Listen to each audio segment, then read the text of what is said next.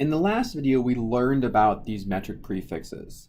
The focus of this video will be to help us understand how we can convert between these prefixes and the base unit, or these prefixes and another prefixed unit. So let's start pretty simple. As we've talked about before, a common distance for a foot race is 5 kilometers. Well, can we figure out how many meters this is? So what is this distance when reported in the unit meter? Okay, and to do this, it's essentially the same approach as we've seen before. We need to start with our known entity, so our 5 kilometers, and we want to somehow set up a conversion that cancels out kilometers and leaves us with meters. Okay, so if we do this, kilometers cancel, we're left with meters. So what we now need is a conversion factor that allows us to do that. And this is where the table comes in. So this table tells us that the relationship between meters and kilometers is 10 to the third. Okay, and if you use this table as it's written, when you put the metric prefix into the conversion factor, 1 always goes with the prefix. So in this case, kilo is the prefix, so 1 goes there. And this multiplication factor of 10 to the third goes with the unit meter, or the base unit. Now, multiplying this through, we see that 5 kilometers is equal to 5,000 meters. Okay, so the really important part to remember here is that 1 always goes with the prefixed unit. Let's try another one. Okay, what if we have 572 grams, and we want to know how many, let's say, micrograms this is. Okay, we're going to approach this the same way.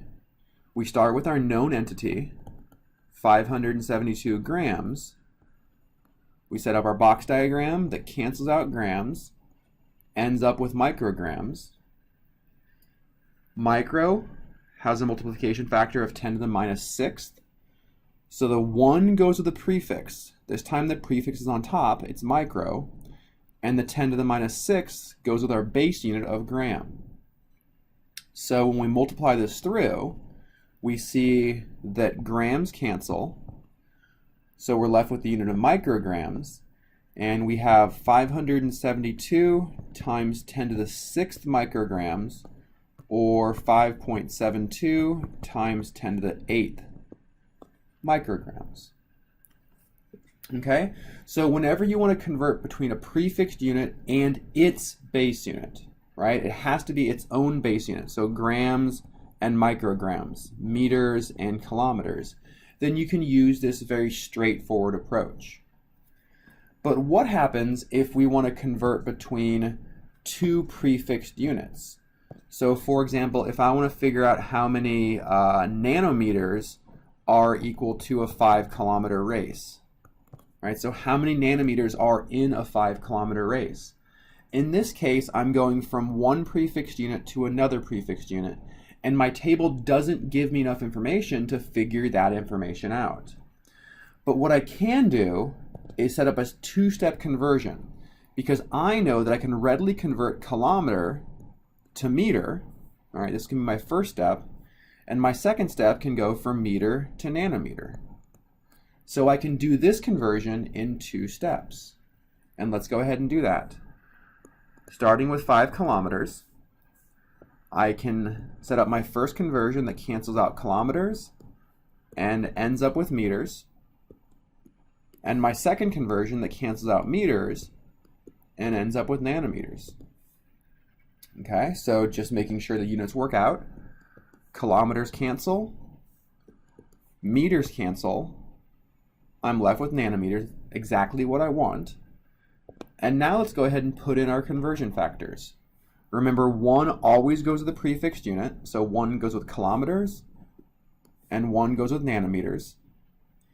Now kilometers, we've already seen, is 10 to the third, so 1 kilometer is 10 to the third meters.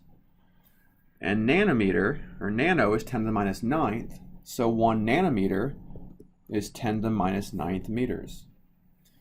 Okay, if we go ahead and multiply this through, what we'll see is that 5 kilometers is equal to 5 times 10 to the 12th nanometers. Okay, so the approach to this is really similar to what you've seen with standard conversions. The only difference is that you need to know your metric prefixes, recognize them so that you can readily pull out these conversion factors.